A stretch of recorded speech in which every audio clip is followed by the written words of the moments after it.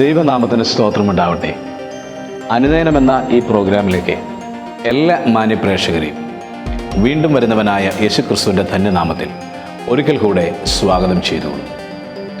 നാളിതുവരെ ഈ പ്രോഗ്രാം നിങ്ങളുടെ ആത്മീയ ജീവിതത്തിൽ അനുഗ്രഹത്തിനും നന്മയ്ക്കും കാരണമായിക്കൊണ്ടിരിക്കുന്നു എന്നുള്ള പ്രേക്ഷക പ്രതികരണങ്ങളിൽ വളരെ സന്തോഷിക്കുകയും കർത്താവിന് മഹത്വമർപ്പിക്കുകയും ചെയ്യും. കർത്താവിൻ്റെ കൃപയിൽ വീണ്ടും തുടരുവാൻ നിങ്ങൾക്ക് ഏവർക്കും സർവശക്തൻ കൃപയേകുമാറാകട്ടെ എന്ന് ഹൃദയത്തിൻ്റെ ഭാഷയിൽ ആശംസിച്ചുകൊള്ളുന്നു. നിങ്ങളുടെ വിലയേറിയ അഭിപ്രായങ്ങളും നിർദ്ദേശങ്ങളും മടിക്കാതെ ഞങ്ങളുമായി പങ്കുവയ്ക്കണം. നിങ്ങൾക്ക് വേണ്ടി സദാ ജാഗരൂകമായി പ്രാർത്ഥിക്കുന്ന അനുനയനം പ്രയർ ടീമുണ്ട്. അവർ നിങ്ങളുടെ പ്രാർത്ഥനാ വിഷയങ്ങളുമായിട്ട് കർത്താവിൻ്റെ സന്നിധിയിൽ സദാ ജാഗരൂകരായി നിൽക്കുന്നു.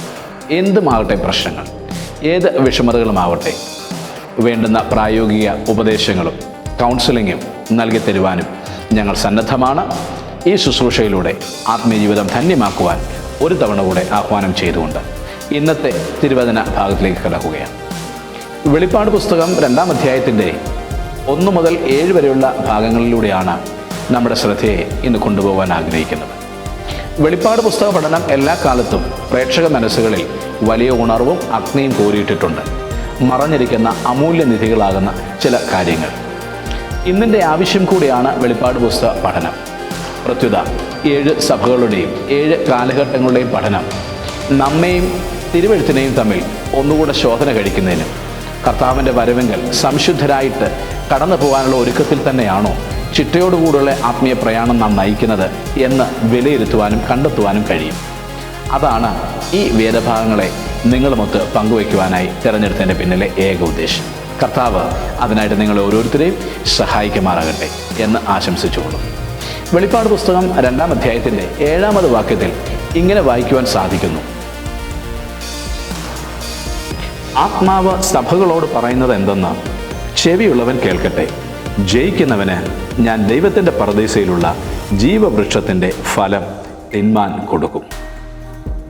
ഏറ്റവും അഭികാമ്യമായിട്ടുള്ള ഒരു കാര്യമാണ്, ഏറെ സന്തോഷം ജനിപ്പിക്കുന്ന ഒരു കാര്യം.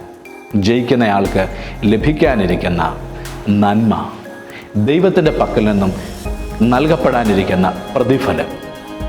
ആ ചിന്തയാണ് നമ്മൾക്ക് നമ്മുടെ മനസ്സിനെ ആത്മീയമായി നിലനിർത്തുന്നതും കർത്താവിൻ്റെ പ്രത്യക്ഷതയ്ക്ക് വേണ്ടിയിട്ട് ഒരുക്കുകയും ചെയ്യുന്നത്. എഫേസോസിലെ സഭയുടെ ദൂതന് എഴുതുക എന്ന് പറഞ്ഞുകൊണ്ടാണ് പ്രത്യുത അധ്യായം ആരംഭിച്ചിരിക്കുന്നത്. സഭയുടെ ദൂതൻ ഏറെ ചിന്തിക്കപ്പെടേണ്ട ഒരു വിഷയമാണ്. ഇന്ന് കാണുന്നത് പോലെ സഭയുടെ ഇടയ ശുശ്രൂഷ വഹിക്കുന്ന പാസ്റ്ററോ ബിഷപ്പോ ഇങ്ങനെയൊന്നും പെട്ടതായ ഒരു ഉപദേശക വൃന്ദമോ ശുശ്രൂഷകന്മാരുടെ വൃന്ദമോ 1-ാം നൂറ്റാണ്ടിൽ ഇല്ലായിരുന്നു എന്നുള്ള കാര്യം നാം മനസ്സിലാക്കേണ്ടതുണ്ട്. പകരം എന്തുമായിരുന്നു അക്കാലത്ത് നിലനിന്നിരുന്നതായ സംവിധാനം? സുനഗോഗ് എന്ന് അറിയപ്പെട്ടിരുന്ന പള്ളികൾ യഹൂദന്മാരുടെ ഇടയിൽ സർവ്വസാധാരണമായിരുന്നു. യേശുക്രിസ്തുവിൻ്റെ കാലത്ത് പോലും യേശുവിൻ്റെ ശിഷ്യന്മാരധികവും യഹൂദ പശ്ചാത്തലത്തിൽ നിന്നും കർത്താവിൻ്റെ പിന്നാലെ കടന്നു വന്നവരാണ്. ഈ കാരണം കൊണ്ട് അവരുടെയും ആധ്യാത്മിക ജീവിതത്തിൻ്റെ പ്രധാന സംഗമസ്ഥലം ഈ പള്ളികൾ തന്നെയായിരുന്നു, സുനഗോഗുകൾ ആയിരുന്നു. സുനഗോഗിൽ ശുശ്രൂഷിക്കപ്പെടുവാൻ വിവിധ തരത്തിലുള്ളതായ ശുശ്രൂഷകരുടെ വൃന്ദങ്ങളുണ്ടായിരുന്നു. എന്നാൽ ദൈവത്തിൻ്റെ ന്യായപ്രമാണം അടങ്ങിയിരിക്കുന്ന പെട്ടകത്തിന് മുമ്പിൽ നടക്കുവാനും ദിവ്യ ആരാധനയിൽ ജനത്തെ നയിക്കുവാനും അവർക്ക് വേണ്ടി ഇടിവിൽ നിന്ന് ദൈവത്തോട് മധ്യസ്ഥ അണച്ച് പ്രാർത്ഥിക്കാനും ദൈവത്തിൻ്റെ അരുളപ്പാടുകളെ ജനവുമായി പങ്കുവയ്ക്കുവാനുമായി ശുശ്രൂഷ ചെയ്തു വന്നിരുന്ന ഒരു കൂട്ടം ശുശ്രൂഷകർ അന്നുണ്ടായിരുന്നുവെന്ന് ചരിത്രത്തിൽ നിന്ന് മനസ്സിലാക്കുവാൻ കഴിയുന്നുണ്ട്. അവരെ വിളിച്ചിരുന്ന പദം പ്രസ്ബിറ്റർ എന്ന ഒരു പദമാണ്. അഥവാ അതിന് നമുക്ക് വിളിക്കാൻ പറ്റുന്ന ഏറ്റവും അനുയോജ്യമായ ഭാഷ സഭയുടെ ദൂതൻ എന്നാണ്. The Angel of the church. അവരുടെ ശുശ്രൂഷ പെർമനൻ്റ് അല്ലായിരുന്നു. ഒരു നിശ്ചിത കാലത്തേക്ക് വേതന അടിസ്ഥാനത്തിൽ നടത്തപ്പെട്ടിരുന്ന ശുശ്രൂഷകൾ ആയിരുന്നില്ല. സ്വമേധയായി ചെയ്യുന്നതും എന്നാൽ തികഞ്ഞ ഉത്തരവാദിത്വത്തോടുകൂടെ ആധികാരികതയിൽ ഊന്നിയതുമായ ഒരു ശുശ്രൂഷയായിരുന്നു അവർ ചെയ്തു വന്നിരുന്നത്. അങ്ങനെയുള്ള ശുശ്രൂഷ വൃന്ദങ്ങളുടെ ശുശ്രൂഷ എല്ലായ്പ്പോഴും നിലനിൽക്കേണ്ട ഒന്നല്ല. ഏത് കാലഘട്ടത്തിന് വേണ്ടിയിട്ട് ഏത് സമയത്ത് നിയോഗിക്കപ്പെടുന്നോ ആ ഒരു പ്രത്യേക കാലഘട്ടത്തിൽ മാത്രം ശുശ്രൂഷകൾ ചെയ്യും. സഭയിലെ ഒരു പ്രാദേശിക പള്ളിയിലെ സുനഗോഗിലെ ഏതൊരു അംഗത്തിന് വേണമെങ്കിലും ഈ ശുശ്രൂഷയിലേക്ക് കടന്നു വരാം. എന്നാൽ നിശ്ചിത യോഗ്യതകൾ നിഷ്കർഷിച്ചിട്ടുണ്ടായിരുന്നു. ഒന്നാമത്, പരിപാവനമായി ജീവിതത്തെ സംരക്ഷിക്കുന്ന, സ്വന്തം കുടുംബത്തെ നല്ലവണ്ണം ഭരിക്കുന്ന, സ്വന്തം കുടുംബത്തെ പോറ്റിപ്പുലർത്തുന്ന, മാന്യമായി സമൂഹത്തിൽ ഇടപെടുന്ന ഒരു വ്യക്തിയായിരിക്കണം എന്ന് നിഷ്കർഷിച്ചിരുന്നു. രണ്ടാമത്തേത്, ആ മനുഷ്യൻ വിശ്വാസികളുമായിട്ടുള്ള ബന്ധത്തിൽ അവരോട് സഹാനുഭൂതിയോടും അനുകമ്പയോടും കൂടെ ജീവിക്കുന്ന വ്യക്തിയുമായിരുന്നിരിക്കണം. മൂന്നാമത്തേത്, ദൈവവുമായുള്ള ബന്ധത്തിൽ ഈടുറ്റ ആത്മബന്ധം പുലർത്തുകയും ദൈവത്തിൻ്റെ തിരുവെഴുത്തുകളെ ഏറ്റവും മാന്യമായ രീതിയിൽ വിഭജിച്ച് ജനത്തിന് ആവശ്യമുള്ള ആത്മീയ സന്ദേശങ്ങളായി പറയാൻ ഉപദേശത്തിലും പഠിപ്പിക്കലിലും വായനയിലും വളരെ തൽപരനും ആയിരിക്കണമെന്ന് നിഷ്കർഷിക്കുന്നുണ്ട്. അടുത്തത്, ജനത്തിന് വേണ്ടിയിട്ട് സ്വമേധയാ സേവനം ചെയ്യാനും ജനത്തിൻ്റെ ഒരു വക്താവായി ദൈവത്തിൻ്റെ മുൻപാകെ പ്രാർത്ഥന സന്നദ്ധനായി നിൽക്കാനും കഴിയുന്ന മനസ്സുള്ള വ്യക്തി കൂടി ആയിരുന്നിരിക്കണമായിരുന്നു ഈ ശുശ്രൂഷയ്ക്ക് വേണ്ടി നിയോഗിക്കപ്പെടുന്നത്. ഈ കേവല യോഗ്യതകൾ ഉള്ളതായിരിക്കുന്ന ഏതൊരു സാധാരണ സഭയിലെ അംഗത്തിനും ഒരു പ്രത്യേക കാലത്തേക്ക് ശുശ്രൂഷകൾ ഏൽപ്പിക്കപ്പെടാറുണ്ടായിരുന്നു. ചുരുക്കി പറഞ്ഞാൽ ഒരു പ്രോട്ടൈം മിനിസ്റ്റർ എന്നുള്ളത് മാത്രമാണ് നമുക്ക് മനസ്സിലാക്കുവാൻ കഴിഞ്ഞത്. അയാൾ ഒരു പാസ്റ്ററല്ല, ഒരു ബിഷപ്പല്ല. കാരണം അദ്ദേഹത്തിൻ്റെ കാലപരിധി നിർണയിക്കപ്പെടാത്തത് കൊണ്ട് തന്നെ. അദ്ദേഹം ഒരു അഡ്മിനിസ്ട്രേറ്റർ അല്ല. പിന്നെ ആരായിരുന്നു അവരെ വിളിച്ചിരുന്ന പേരാണ് സഭയുടെ ദൂതൻ. 1-ാം നൂറ്റാണ്ടിലെ ക്രൈസ്തവ വിശ്വാസി സമൂഹം ഏതാണ്ട് ഈ സുനഗോഗ് മാതൃകയിൽ കൂടി വന്നിരുന്ന പള്ളികളിൽ നടന്ന ശുശ്രൂഷ തന്നെയാണ് തിരുസഭയിലേക്കും ക്രൈസ്തവ സഭയുടെ കൂട്ടായ്മകളിലും അനുവർത്തിച്ചു വന്നിരുന്നത്. അതുകൊണ്ട് അതേ മാതൃകയിലുള്ളതായിരിക്കുന്ന ശുശ്രൂഷകന്മാർ പ്രോട്ടേമായിട്ട് അവസരത്തിനനുസരിച്ച് ദൈവത്തിൻ്റെ ഹിതവും ജനത്തിൻ്റെ ക്ഷേമവും മനസ്സിലാക്കി ആത്മീയ ശുശ്രൂഷ ചെയ്തിരുന്ന ഒരു കൂട്ടം പേരെ ഈ ശുശ്രൂഷയ്ക്ക് അതാത് സമയങ്ങളിൽ നിയോഗിച്ചു പോന്നു. ഇങ്ങനെയുള്ളവരായിരുന്നു അപ്പോസ്തലന്മാരുടെ കത്തുകൾ വാങ്ങുകയും അത് സഭയിൽ വായിക്കുകയും അടുത്ത സഭയ്ക്ക് എത്തിച്ചു കൊടുക്കുകയും ഒക്കെ ചെയ്തിരുന്ന ആത്മീയ ശുശ്രൂഷകളും അക്കാലത്ത് ചെയ്തു വന്നത്. നിർഭാഗ്യവശാൽ 1-ാം നൂറ്റാണ്ടിന് ശേഷം ഈ പ്രധാനപ്പെട്ട കർത്തവ്യമൊക്കെ ഓവർസിയർ എന്നറിയപ്പെടുന്ന ഒരു പ്രത്യേക ശുശ്രൂഷ വൃന്ദങ്ങളിൽ അധിഷ്ഠിതമായി പോയതുകൊണ്ട് പിൽക്കാലത്ത് ഇങ്ങനെയുള്ളതായ താൽക്കാലിക ശുശ്രൂഷകന്മാരെ അല്ലെങ്കിൽ നിയോഗത്താൽ മാത്രം സഭയുടെ ശുശ്രൂഷകൾ നിർവഹിക്കുന്ന സഭയുടെ ദൂതന്മാർ എന്നുള്ള ശുശ്രൂഷ വൃന്ദത്തെ തന്നെ സഭയിൽ കാണുവാൻ കിട്ടാത്ത ഒരു കാലമായി മാറി. എന്നാൽ ഇവിടെ പരിശുദ്ധാത്മാ നിയോഗത്താൽ യോഹന്നാൻ ഈ വെളിപ്പാട് കാണുമ്പോൾ കർത്താവ് തൻ്റെ സഭയെ ആര് ശുശ്രൂഷിക്കണമെന്നുള്ളതിന് വളരെ വ്യക്തമായി നിർവചിച്ചു കൊടുത്തിരിക്കുന്നത് സഭയുടെ ദൂതൻ എന്ന ആ താൽക്കാലിക പദവിയിൽ നിശ്ചിത പരിധിയോ നിശ്ചിത അധികാരമോ നിശ്ചിത കടപ്പാടുകളോ ഒന്നുമില്ലാതെ വണ്ണം വിശ്വസ്തതയോടെ ജനത്തിനും ദൈവത്തിനും ഇടയിൽ ശുശ്രൂഷ ചെയ്യുന്ന ഒരു കൂട്ടം ശുശ്രൂഷ വൃന്ദങ്ങളെ തന്നെയാണ് ഉദ്ദേശിച്ചതെന്നാണ് ഈ വാക്കുകളിലൂടെ മനസ്സിലാകുന്നത്.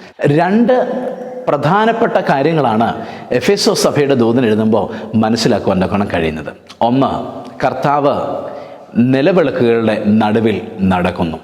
രണ്ടാമത്തേത്, താൻ നക്ഷത്രങ്ങളെ വലങ്കയിൽ പിടിച്ചിരിക്കുന്നു. ഈ നക്ഷത്രങ്ങൾ വലങ്കയിൽ പിടിച്ചുകൊണ്ട് നിൽക്കുന്ന കർത്താവിൻ്റെ ആ ദൃശ്യം വ്യക്തമാക്കുന്നത് സഭയുടെ ദൂതന്മാരായിരിക്കുന്ന ഈ ശുശ്രൂഷകന്മാരുടെ സംരക്ഷണവും കരുതലും ഞാൻ ഏറ്റെടുത്തിരിക്കുന്നു എന്നുള്ള ഒരർത്ഥത്തിലാണ്. 7 നിലവിളക്കുകളുടെ നടുവിൽ കൂടെ നടക്കുകയാണ്. കർത്താവിൻ്റെ ദൃശ്യത്തിലൂടെ മനസ്സിലാക്കുന്നത് മാറത്ത് പൊൻകച്ച കെട്ടിയവനായിട്ട് വെള്ളോട്ടിന് സദൃശ്യമായ കാലുകളോട് കൂടിയവനായ ഏറ്റവും ഔന്നത്യം നിറഞ്ഞ ഒരു രൂപത്തിലാണ് കാണുന്നത്. ഇത് എൻ്റെ പൊസഷനാണ്, എൻ്റെ അവകാശമാണ് എന്നുള്ള ഒരു അവകാശവാദം ആധികാരികതയോടെയാണ് അതിന് നടുവിലൂടെ നടക്കുന്നത്. ഊർജ്ജസ്വലനായ കർത്താവിൻ്റെ സാന്നിധ്യം ഊർജ്ജസ്വലതയോടെ നിലവിളക്കുകളുടെ നടുവിലൂടെ നിലകൊള്ളുന്ന യേശുക്രിസ്തുവിൻ്റെ സാന്നിധ്യം കാണിക്കുന്നു. എഫേസോസ് പട്ടണം പുരാതന കാലത്തെ ഒരു മെട്രോ നഗരമായിരുന്നു എന്ന് വേണമെങ്കിൽ പറയാവുന്നതാണ്. ഏഷ്യ മൈനറിലെ റോമൻ പ്രവിശ്യയായിരുന്ന ഈ എഫേസോസ് എന്ന പട്ടണത്തിന് വളരെ പദവികൾ റോമക്കാർ കൊടുത്തിരുന്നു. വലിയ സന്നാഹങ്ങളോടെ ഒരു വലിയ നഗരത്തിൻ്റെ പകിട്ടും ആഡംബരവും ഉള്ളതായിരിക്കുന്ന എഫേസോസിൽ നിന്നുമാണ് മറ്റ് ഇതര സ്ഥലങ്ങളിലേക്ക് ഒരു റോമൻ ഒഫീഷ്യൽ കടന്നു വരികയും കടന്നു പോവുകയും ചെയ്യാറുള്ളൂ. ഏതാണ്ട് അതേ പാറ്റേൺ തന്നെ അപ്പോസ്തലനായിരിക്കുന്ന യോഹന്നാൻ ഇവിടെ ഉപയോഗിച്ചിരിക്കുന്നത് ഏറെ ശ്രദ്ധിക്കപ്പെടേണ്ട വസ്തുതയാണ്. മൂന്ന് പ്രധാനപ്പെട്ട നദികൾ മയൻഡർ, സെയിസ്റ്റസ്, ഹെർമേസ് എന്നീ മൂന്ന് നദികൾ ഏഷ്യ മൈനറിന് പടിഞ്ഞാറ് ഭാഗത്തേക്ക് ഒഴുകിയിരുന്നു എന്ന് പറയപ്പെടുന്നു. ഇതിൽ സെയിസ്റ്റർ നദിയുടെ തീരത്ത് ഉണ്ടായിരുന്ന സുപ്രധാന തുറമുഖമായിരുന്നു ഈ എഫേസോസ് പട്ടണം. എഫേസോസ് പട്ടണത്തിൻ്റെ പ്രൗഢി, അവിടുത്തെ വ്യാപാര ശൃംഖലകൾ, അവിടെ എന്തും ഏതും അവശ്യ വസ്തുക്കൾ ലഭ്യമാകുന്ന ലഭ്യത, ഇവയെല്ലാം ഒരു പക്ഷേ വെളിപ്പാട് പുസ്തകം 18-ാം അധ്യായത്തിലേക്ക് കടന്നു വരുമ്പോൾ ബാബിലോൺ നഗരത്തിൻ്റെ പ്രൗഢിയും അവിടുത്തെ മെർച്ചൻഡൈസും വ്യക്തമാക്കുമ്പോൾ ഒരു പക്ഷേ യോഹന്നാന്റെ മനോമുഖരത്തിൽ എത്തിയിട്ടുണ്ടായിരുന്നിരിക്കണം. അത്ര സൗകര്യങ്ങളും സന്നാഹങ്ങളും ഉള്ളതായ ഒരു വ്യാപാര നഗരമായിരുന്നു എഫേസസ്. എഫേസോസ് പട്ടണത്തിലെ സഭയുടെ സ്ഥാപനം വളരെ വിഖ്യാതമാണ്. അപ്പോസ്തലനായ പൗലോസും മറ്റും ഏതാണ്ട് 3 വർഷത്തോളം ആ പട്ടണത്തിൽ താമസിച്ച് സുവിശേഷം പ്രഖ്യാപിക്കുന്നു. ആദ്യമായി പട്ടണത്തിലെത്തി ചില ആളുകളോടോ ചെറിയ ഗ്രൂപ്പുകളോടോ സുവിശേഷം പങ്കുവച്ചിട്ടുണ്ടാവാം. അവരുടെ പ്രതികരണത്തിൽ നിന്നും ആയിരിക്കണം പട്ടണത്തിലെ ബഹുഭൂരിപക്ഷം ആളുകളും ഈ ക്രിസ്ത്യാനിത്വത്തെ പറ്റിയുള്ളതായിരിക്കുന്ന കഥകൾ തിരിച്ചറിയുന്നതും പൗലൂസിനെയും മറ്റും പട്ടണമേനവന്റെ അരികിലേക്ക് വലിച്ചിഴച്ചുകൊണ്ട് പോകുന്ന ഘോരമായ അവസ്ഥ ഉണ്ടാവുന്നതും. പട്ടണമാകപ്പാടെ ഒരു വല്ലാത്ത കലഹത്തിൽ ഏർപ്പെട്ടു. എന്ത് നിമിത്തമാണെന്നറിയാമോ?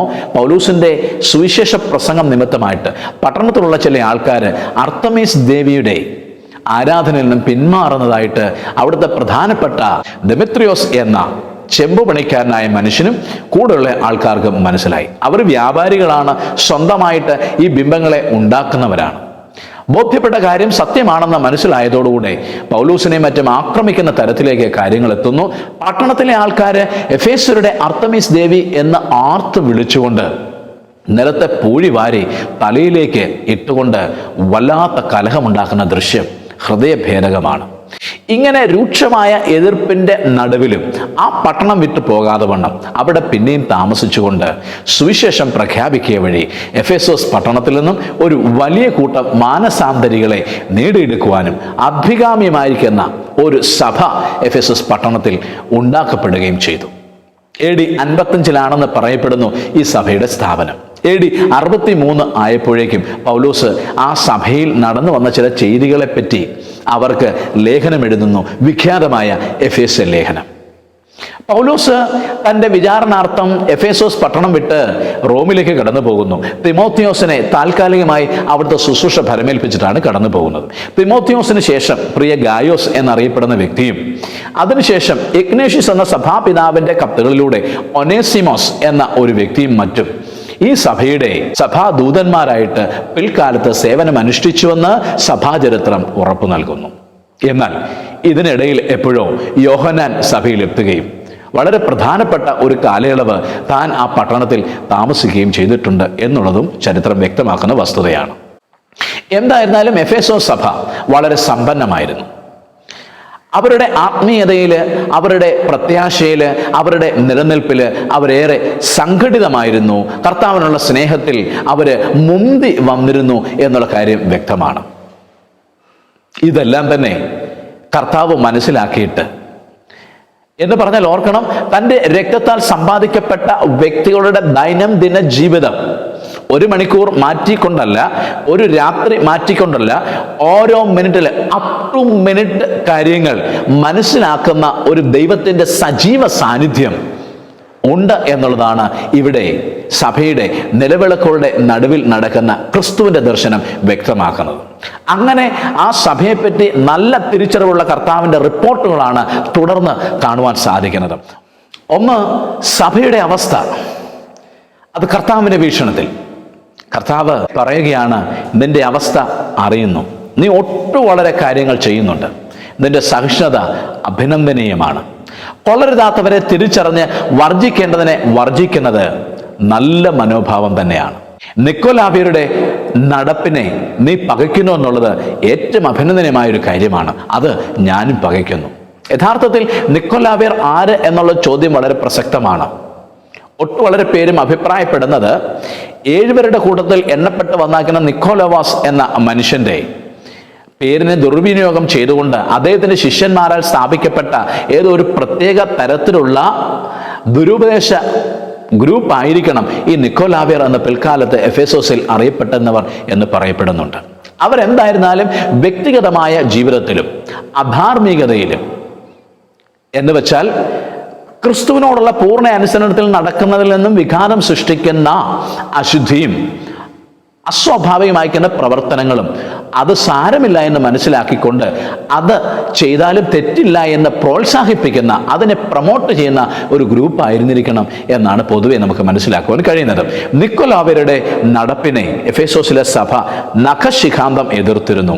കർത്താവ് പറയുന്നു, അത് ഞാനും എതിർക്കുന്ന കാര്യം തന്നെയാണ്. എഫേസോസ് പോലെ വളരെ വിസ്തൃതവും സാംസ്കാരിക സമ്പന്നവും അർത്തമീസ് ദേവിയുടെ സ്വാധീനത്തിൽ നിറയപ്പെട്ടതുമായ ഒരു പട്ടണത്തിൽ നീ വളരെ സഹിച്ചു, ഏറെ വില കൊടുത്തു. എല്ലാം എനിക്കറിയാം, ഒന്നും മറന്നു പോയിട്ടില്ല, ഒന്നും അവഗണിക്കാവുന്നതല്ല. സഭയ്ക്ക് പ്രശംസ കൊടുക്കുകയാണ്. ഇങ്ങനെയൊക്കെ പ്രശംസനീയമായ കുറെ കാര്യങ്ങൾ സഭയെപ്പറ്റി പറയാനുള്ളപ്പോഴും അതികഠിനമായ ഒരു തെറ്റ് ദൈവത്തിൻ്റെ ആത്മാവ് ചൂണ്ടിക്കാണിക്കുകയാണ്. നിന്റെ ആദ്യ സ്നേഹം വിട്ടുകളഞ്ഞു എന്നൊരു കുറ്റം നിന്നെപ്പറ്റി പറയാനുണ്ട്. You have lost your first love. ആദ്യ സ്നേഹം എന്താണ്? ആദ്യ സ്നേഹം എന്നുള്ളതുകൊണ്ട് അർത്ഥമാക്കുന്നത് സഭ ക്രിസ്തുവിൻ്റെ മണവാട്ടി എന്നുള്ളൊരർത്ഥത്തിലാണ് ഇവിടെ നിർവചനം മുൻപോട്ട് പോകുന്നത്. സഭയുടെ കാന്തനാണ് യഥാർത്ഥത്തിൽ കർത്താവ്. സഭയുടെ കാന്തൻ, ആത്മമണവാളൻ. ആ സഭയുടെ കാന്തനുമായിട്ടുള്ള സഭയുടെ സങ്കീർണമാവേണ്ട സ്നേഹം, ആദ്യം അവർക്ക് ഉണ്ടായിരുന്ന സ്നേഹം, കർത്താവിനെ കണ്ടുമുട്ടിയ നാളിൽ അവർക്ക് കൈമുതലായിരുന്ന സമർപ്പണം, ആ സ്നേഹത്തിൽ ഊന്നിയ പ്രവൃത്തി, അത് ഇന്ന് കൈമോശം വന്നിരിക്കുന്നുവെന്നാണ് അവരുടെ കുറ്റമായിട്ട് കർത്താവ് ആരോപിക്കുന്നത്. കർത്താവായ യേശു ക്രിസ്തുവിന് പ്രവൃത്തികളാണുള്ളത്, കേവലം തോന്നലുകളല്ല ഉള്ളത്. Christ is having works, not mere feelings. അവരിപ്പോഴും സഹിക്കുന്നുണ്ട്, അവരിപ്പോഴും വില കൊടുക്കുന്നുണ്ട്, അവരിപ്പോഴും ക്രിസ്തുവിനെ സ്നേഹിക്കുന്നുണ്ട്. പക്ഷേ യഥാർത്ഥമായ ആ സ്നേഹത്തിൽ നിന്നും ഉരുത്തിരിഞ്ഞ് പുറത്തേക്ക് വരേണ്ടതായ ആ ക്രൈസ്റ്റ്ലി പ്രോഡക്ട്സ്, ആ ആത്മാവിൻ്റെ ഫലങ്ങൾ, ക്രിസ്തുവിനെ സ്നേഹിക്കുകയും സഹിക്കുകയും സേവിക്കുകയും ചെയ്യുമ്പോൾ ക്രിസ്തു സ്നേഹത്തിൽ അധിഷ്ഠിതമായ ഒരു സ്വഭാവ സവിശേഷം ക്രിസ്തുവിനെ സ്നേഹിക്കുന്നവരുടെ കൂട്ടത്തിൽ നിന്ന് പുറത്തേക്ക് വരേണ്ടതുണ്ട്. അത് കാണാനില്ല. സഹോദരങ്ങളെ പരസ്പരം ക്രിസ്തുവിനെ പ്രതി സ്നേഹിക്കുകയും ഒന്നായി കരുതുകയും ചെയ്യുന്ന ഒരു ഭാവം ഇന്നും എഫേസോസ് സഭയ്ക്ക് ഉണ്ട്. പക്ഷേ ആ കൂട്ടത്തിൽ തന്നെ എന്തിനൊക്കെ വേണ്ട എന്ന് വെക്കണമെന്ന് കർത്താവിൻ്റെ ആത്മാവ് അനുശാസിച്ചിരുന്നോ? സാരമില്ലെന്നേ, ഒരല്പം നമ്മുടെ കൂടെ ഇരിക്കട്ടെ എന്ന് പറഞ്ഞുകൊണ്ട് അല്പം ലോകമയത്വം, അല്പം ജഡീകത, അല്പം ഭൗമികത, അത് എൻ്റെ ആത്മീയ വിഷയങ്ങളെ തകർക്കുന്നതൊന്നുമല്ല. അതും കൂടി ഇരുന്നില്ലെങ്കിൽ എങ്ങനെയാണ് എന്നുള്ളൊരർത്ഥം. ചുരുക്കി പറഞ്ഞാൽ ലോകമയത്വം സഭയ്ക്കുള്ളിലേക്ക് മെല്ലെ തിരയടിച്ച് കയറി വരുന്നതായ ഒരു ഏർപ്പാട്. ഇത് സ്നേഹശൂന്യതയാണ്. സ്നേഹമുണ്ടെങ്കിൽ ബഹിഷ്കരിക്കേണ്ടതിനെ ബഹിഷ്കരിച്ചിരിക്കും, മാറ്റി നിർത്തേണ്ടതിനെ മാറ്റി നിർത്തിയിരിക്കും. അതിന് പകരമായിട്ട് അതിനോട് അനുരഞ്ജനത്തിലേക്ക് കടന്നു പോകുമ്പോൾ കർത്താവ് ദുഃഖിതനായിട്ട് പറയുകയാണ്, ആ ഫസ്റ്റ് ലവ്, എന്നുള്ള ആ ആദ്യ സ്നേഹം നിനക്ക് നഷ്ടപ്പെട്ടു എന്ന വലിയ കുറ്റം പറയാനുണ്ട്. എന്താണ് ഇതിനുള്ള പ്രതിവിധി? Remember, repent and return. 3 വാക്കുകളിൽ അധിഷ്ഠിതമായിട്ട് അതിനെ സംക്ഷേപിച്ചിരിക്കുകയാണ്. ഓർമ്മിക്കുക, നീ എന്തായിരുന്നു, എങ്ങനായിരുന്നു എന്ന് ഓർമ്മിക്കുക. മാനസാന്തരപ്പെടുക, തിരികെ വരിക. എല്ലാ തത്വചിന്തകളും പഠിപ്പിക്കുന്നത് ഒരു മനുഷ്യൻ സന്തുഷ്ടനായിരിക്കണമെന്നുണ്ടെങ്കിൽ അവൻ്റെ ഭൂതകാലം മറന്നു കളയണം എന്നാണ്. അതിനെപ്പറ്റി ചിന്തിച്ചുകൊണ്ടിരുന്നു കഴിഞ്ഞാൽ ജീവിതത്തിലെ സന്തുഷ്ടി നഷ്ടപ്പെടുമെന്ന് ഈ ലോകത്തിൻ്റെ തത്വജ്ഞാനികൾ പറയുമ്പോൾ കർത്താവ് പറയുന്നത് ഒരിക്കലും അങ്ങനല്ല. ഓർമ്മിക്കണം, നീ ഏതൊരു അവസ്ഥയിൽ നിന്നും ഉയർത്തപ്പെട്ടുവെന്ന് ഓർമ്മിക്കണം, ഏതൊരു അവസ്ഥയിൽ നിന്നും താഴ്ത്തപ്പെട്ടുവെന്ന് ഓർമ്മിക്കണം. എന്നിട്ട് എവിടാണ് ആവശ്യം മാറ്റം വരുത്തേണ്ടത്? മനസ്സിന് രൂപാന്തരം വരുത്തണം, മാനസാന്തരപ്പെടണം.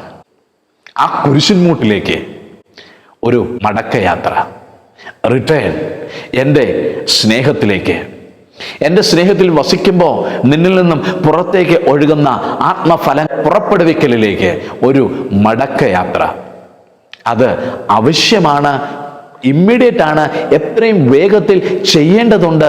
താമസിച്ചാൽ ഗുരുതരമായിരിക്കും പ്രത്യാഘാതം എന്ന് കർത്താവ് സഭയ്ക്ക് ഓർമ്മപ്പെടുത്തൽ കൊടുക്കുകയാണ്.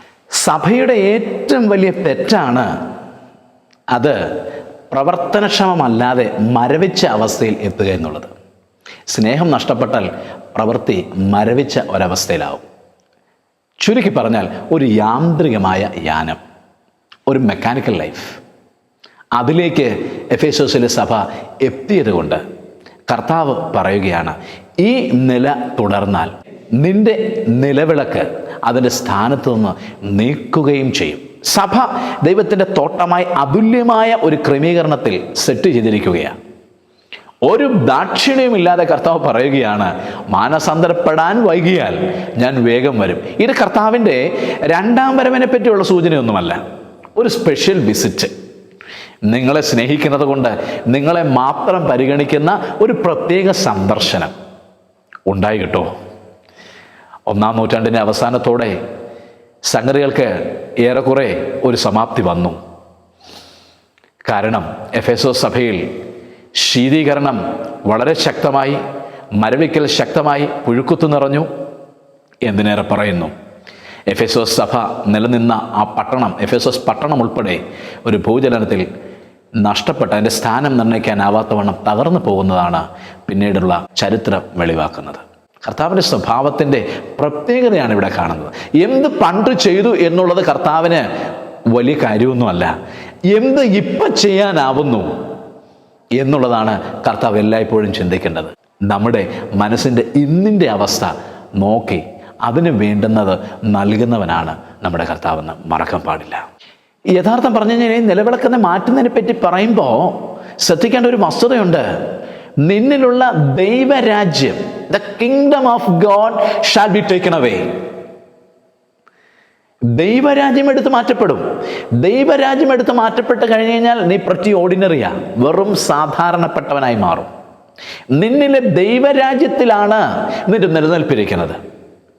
അത് എടുത്ത് മാറ്റപ്പെടുമെന്നാണ് നിന്റെ സ്ഥിതിയിൽ നിന്നും നിന്റെ നിലവിളക്ക് നീക്കം ചെയ്യുമെന്നുള്ളതുകൊണ്ട് അർത്ഥമാക്കേണ്ടത്. വളരെ പ്രചാരത്തിലുണ്ടായിരുന്ന നിക്കോലാവരുടെ ഉപദേശങ്ങളും സെരിന്തസ്, കെയ്നാൻ, കാർപ്പോക്രേഷ്യൻസ്, ജ്ഞാനവാദികൾ, ഇതിൻ്റെ എല്ലാത്തിൻ്റെയും സ്വാധീനത്തിൽ അധിഷ്ഠിതവും അതിലൊക്കെ ഉപരിയായി അർത്തമീസ് ദേവതയുടെ അതിശക്തമായ സ്വാധീനമുള്ള ഒരു പറ്റം ആളുകളാൽ വലയം ചെയ്യപ്പെടുന്ന ദൈവസഭയ്ക്ക് കർത്താവ് പറയുകയാണ്, ഇതിലൊന്നും വേറിട്ട് നിൽക്കാൻ ഞാൻ എന്നെ തിരഞ്ഞെടുത്തത്, സ്നേഹിച്ചത്, ആ ആദ്യ സ്നേഹത്തിലേക്ക് മടങ്ങി വരിക എന്നുള്ള ശക്തമായ താക്കീത്. ഇനി മാനസാന്തരപ്പെട്ട് കഴിഞ്ഞാൽ, തിരികെ വന്നു കഴിഞ്ഞാൽ പരമപ്രധാനമായിട്ടുള്ള ഒരു പ്രതിഫലം അവിടെ വാഗ്ദാനം ചെയ്യുകയാണ്. ജയിക്കുന്നവന് ഞാൻ പർദീസയിൽ ഉള്ള ജീവവൃക്ഷത്തിൻ്റെ ഫലം തിന്മാൻ കൊടുക്കും. പാരഡൈസ്, ഏറ്റവും മനോഹരമായിട്ടുള്ള ഒരു വാക്കാണത്. ഒരു പേർഷ്യൻ പദമാണ്. ആ പദത്തിൻ്റെ അർത്ഥം പേർഷ്യൻ രാജധാനിയിലെ അടച്ചുകെട്ടിയ പൂങ്കാവനം എന്നാണ് അർത്ഥം. ഇവിടെ പേർഷ്യൻ രാജാക്കന്മാര് അവരുടെ ജന്മോത്സവത്തിൽ ജനത്തിൽ നിന്നും തിരഞ്ഞെടുക്കപ്പെടുന്ന ഏതെങ്കിലും ഒരു അതിഥിയെ സ്വീകരിച്ച് അവൻ്റെ ഒപ്പം ഈ പൂങ്കാവനത്തിലൂടെ നടക്കും. എന്തൊക്കെയാണോ അവൻ്റെ അഭിലാഷങ്ങൾ നടത്തിക്കൊടുക്കും. വേദപുസ്തകപരമായിട്ട് പർദീസ എന്നുള്ളതിന് ഇതം പ്രഥമമായും കാണുവാൻ സാധിക്കുന്നത് ഏദനിലെ പൂങ്കാവനമാണ്. നോക്കണം, അവിടെ വരെ എത്തിയാലേ കാര്യങ്ങൾ മനസ്സിലാവത്തുള്ളൂ. ജീവവൃക്ഷത്തിൻ്റെ ഫലം ഇവർ കൈ നീട്ടി തിന്നുകളയും എന്ന് പറഞ്ഞ് യഹോവയായ ദൈവം ആദമിനെയും ഹൗവയെയും ആ തോട്ടത്തിൽ നിന്നും പുറത്താക്കി കളയുന്നു. അവരെ പുറത്താക്കിയതിന് ശേഷം ആ തോട്ടം കാപ്പാൻ ശക്തരായ കെരൂബുകളെ തിരിയുന്ന അഗ്നി തുല്യമായ വാളുകളുമായിട്ട് കാവൽ നിർത്തുകയാണ്. എന്നേക്കുമായി നഷ്ടപ്പെട്ട, പർദീസ നഷ്ടം സംഭവിച്ച ആദം ദമ്പതിമാർ പുറത്തേക്ക് പോകുന്നു. They have lost their paradise. പിന്നീട് ഈ പദം വേദപുസ്തക സ്ഥായിയായി കാണുവാൻ സാധിക്കുന്നത് കർത്താവായ യേശു ക്രിസ്തുവിൻ്റെ ക്രൂശീകരണത്തിലാണ്. തന്നോടൊപ്പം ക്രൂശിക്കപ്പെട്ടതായ കലാപക്കാരിൽ ഒരുത്തൻ യേശുവെ അങ്ങ് രാജ്യത്വം പ്രാപിച്ചു വരുമ്പോൾ എന്നെ കൂടെ ഓർക്കണമേ എന്ന് പറയുമ്പോൾ, അവനോട് പ്രതിവചിക്കുമ്പോൾ യേശു പറയുക, നീ ഇന്ന് എന്നോടൊപ്പം പറുദീസയിലുണ്ടായിരിക്കും. അർത്ഥം, ഇന്ന് താങ്കൾ എൻ്റെ ഒപ്പം മനുഷ്യർക്ക് നിഷേധിക്കപ്പെട്ട പറുദീസയിലേക്ക് പ്രവേശിക്കപ്പെടും. അതിൻ്റെ ഒരു നേർ ആവർത്തനമാണ് ഇവിടെ കർത്താവ് മരിച്ച പുനരുത്ഥാനം ചെയ്തതിനു ശേഷം തൻ്റെ അരുമ ശിഷ്യനായ യോഹന്നാന് വെളിപ്പാട് കൊടുക്കുമ്പോൾ എഫേസോസുകാരായ ദൈവമക്കളോട് പറയുന്ന ദൂത്, ജയിക്കുന്നവന് ഞാൻ ദൈവത്തിൻ്റെ പറുദീസയിലെ ജീവവൃക്ഷത്തിൻ്റെ ഫലം തിന്മാൻ കൊടുക്കും. ഒരിക്കൽ മനുഷ്യൻ ആഗ്രഹിച്ചതാ, ഒരിക്കൽ മനുഷ്യൻ മോഹിച്ചതാ, പക്ഷേ അന്നുകൊണ്ട് എല്ലാറ്റിനും ഒരു പരിസമാപ്തി സംഭവിച്ചു. നിത്യ മരണത്തിലേക്ക് മനുഷ്യൻ തള്ളപ്പെട്ടു, നിത്യജീവനിൽ നിന്നും നിത്യമൃതിയിലേക്ക് തള്ളപ്പെട്ടു. എന്നാൽ മരണത്തെ തോൽപ്പിച്ചുയർത്തെഴുന്നേറ്റ ക്രിസ്തുനാഥനുള്ള വിശ്വാസം കൊണ്ട് എന്ത് മാനവരാശിക്ക് നഷ്ടപ്പെട്ടോ അത് തിരികെ തരുമെന്ന് അതേ കർത്താവ് തന്നെ പറയുകയാണ്. ജയിക്കുന്നവന് എന്താണ് ജയിക്കേണ്ടത്? എഫേസസ് പട്ടണത്തിൻ്റെ സ്വാധീനം, ലൗകികത, ജഡീകത, ഈ ലോകത്തിൽ നിന്നെ ജീവന തുല്യം സ്നേഹിച്ച ക്രിസ്തുനാഥനോടുള്ള വിശ്വാസ്യത നഷ്ടപ്പെടുത്തുന്ന, സമർപ്പണവും ഉടമ്പടിയും നഷ്ടപ്പെടുത്തുന്ന എന്തെല്ലാം ജീവിതത്തിൽ കടന്നു വരുന്നോ, മനുഷ്യന് നഷ്ടപ്പെട്ട പറുദീസ തിരികെ പിടിച്ചു കൊടുക്കുകയാണ് കർത്താവിൻ്റെ വാക്കുകളിൽ ഇവിടെ കാണുന്നത്. അതിനെന്താ ചെയ്യേണ്ടത്? നിന്നെ ജീവന തുല്യം സ്നേഹിച്ച് നിനക്ക് പകരക്കാരനായി മരിച്ച യേശുക്രിസ്തുവിൻ്റെ ബലിമരണത്തിലെ വിശ്വാസം, ആ വിശ്വസിക്കുന്ന താങ്കൾക്ക് കർത്താവിൻ്റെ ആത്മാവിനാൽ നയിക്കപ്പെടുന്ന ആത്മീയ ജീവിതം സുനിശ്ചിതമാണ്. ആത്മീയ ജീവിതത്തിൽ ക്രിസ്തുവിനെ സ്നേഹിക്കുകയും ക്രിസ്തുവിന് വേണ്ടി സഹിക്കുകയും ചെയ്യുന്നതിൻ്റെ കൂടെ ലോകത്തെ ഇങ്ങോട്ട് കൊണ്ടുപോകാമെന്നുണ്ടെങ്കിൽ നടക്കില്ല. പകരം ക്രിസ്തു വെറുക്കുന്നതിനെ വെറുക്കാൻ, ക്രിസ്തു സ്നേഹിക്കുന്നതിനെ സ്നേഹിക്കാൻ കഴിയുന്ന ഒരു ക്രിസ്തു ഭക്തന് മാത്രമേ ക്രിസ്തുവിൻ്റെ സ്നേഹിതനായിട്ട് മാറാൻ കഴിയൂ. അവന് മാത്രമേ ലോകത്തെ ജയിക്കാൻ കഴിയൂ. ജയിക്കുന്നവന് ദൈവത്തിൻ്റെ പറുദീസയിലെ ജീവവൃക്ഷത്തിൻ്റെ ഫലം തിന്നാൻ കൊടുക്കും. സകല ബുദ്ധിയൊക്കെ ദൈവസമാധാനം നിങ്ങളുടെ ഹൃദയങ്ങളെയും നിലവുകളെയും അതിനായി ക്രിസ്തുയേശുവിൽ കാക്കുമാറാകട്ടെ എന്ന ആശംസയോടെ